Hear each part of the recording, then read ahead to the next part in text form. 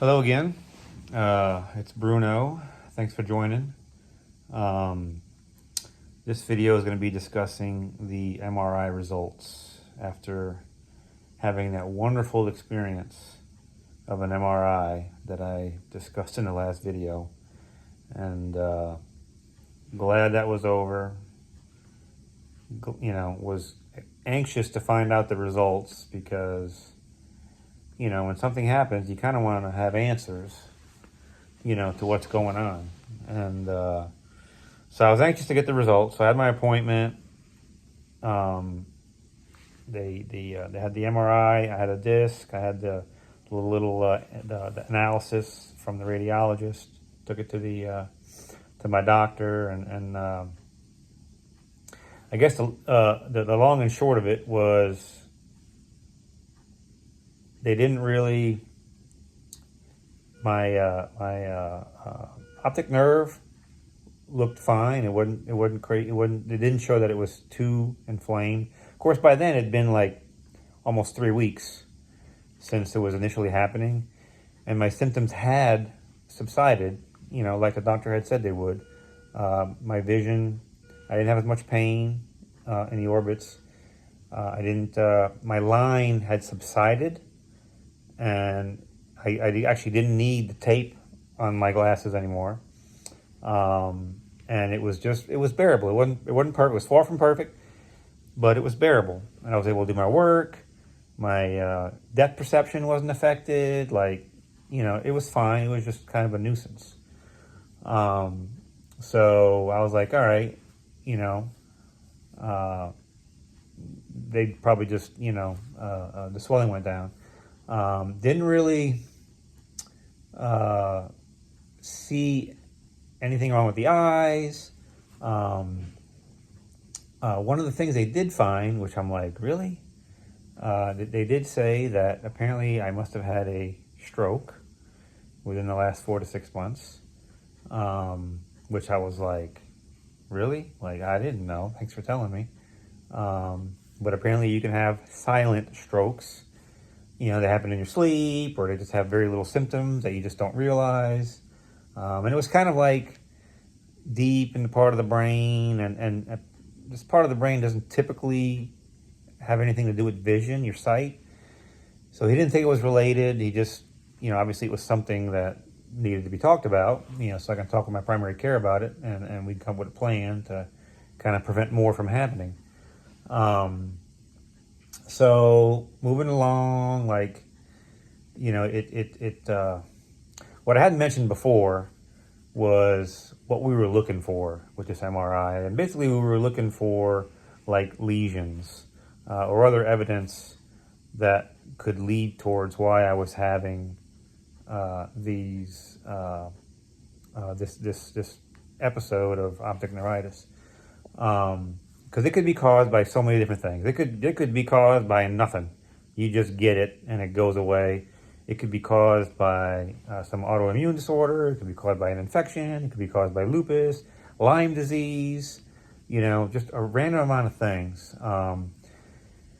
But the big one that kind of struck me as wow, is multiple sclerosis, MS. Apparently 20% of MS patients, their first symptom was optic neuritis. So I guess they really focus on that when somebody comes and they have optic neuritis. They want to rule in, rule out MS. And I was like, it's not really something I wanted to hear. But anyways, what he initially told me was if they see a lesion and a lesion is just some sort of abnormality in your brain. If they see a lesion, that pretty much puts you in a 20% chance of getting MS within 10 to 15 years. If you see 2 lesions, 75% chance. And if there's 3 or more lesions, you got it. And I was like, that kind of really hit me when he told me that, the first time. So it's kind of why I wanted to get this thing done. Let me find out. We got, it just can't be MS. And So anyways, he looked, as a result of the MRI, and nothing super conclusive. Didn't really have lesions that we thought that, or that I thought he meant by giving me these chances. But at the end of the conversation, he basically said, yeah, just because you've had it, we don't have any other explanation. I'm still putting you in a 20% chance of getting MS in 10 to 15 years. So I was like, oh, okay. And then we also discussed, the same thing, that the symptoms should subside over time, like 6, 8 months, 10 months. Probably won't fully go away and be healed, but they should start to heal. And it was a minor episode, so that's why we didn't do the treatment. So basically, see you in 6 months. And I was like, okay. I mean, not really what I was hoping to get out of that appointment. I didn't really get an answer as far as why this happened. Will it come back? Will it affect my other eye? I don't know. I mean, I didn't have that answer. It was basically see you in 6 months, and the symptoms should die down. I was like, okay. And in the end, I guess what really kind of annoyed me about that was I probably spent about $3,500 out of pocket, and that was the answer I got. And I was like, golly.